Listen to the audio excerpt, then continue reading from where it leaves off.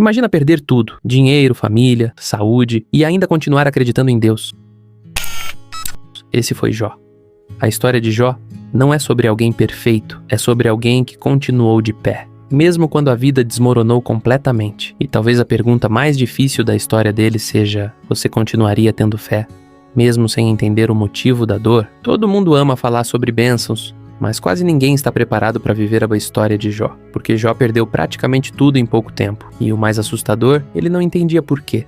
Talvez essa seja a parte mais humana da história dele, continuar vivendo mesmo sem respostas. A geração atual surta quando perde uma pequena parte da vida. Agora imagina perder tudo de uma vez. Foi exatamente isso que aconteceu com Jó. Mesmo sem entender a dor, Jó não deixou o sofrimento transformar quem ele era. E talvez essa seja a maior prova de força. Muita gente segue Deus enquanto tudo está bem. Mas e quando a vida desmorona? A história de Jó faz uma pergunta desconfortável. Sua fé depende de Deus te dar coisas ou de quem Deus é?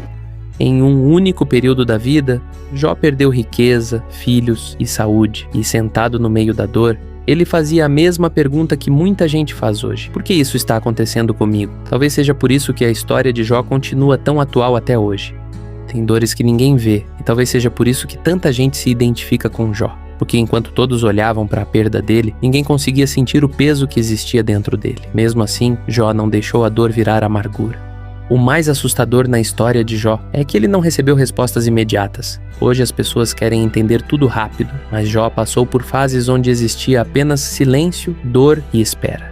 E talvez a verdadeira fé comece exatamente aí, quando você continua caminhando, mesmo sem entender o que Deus está fazendo.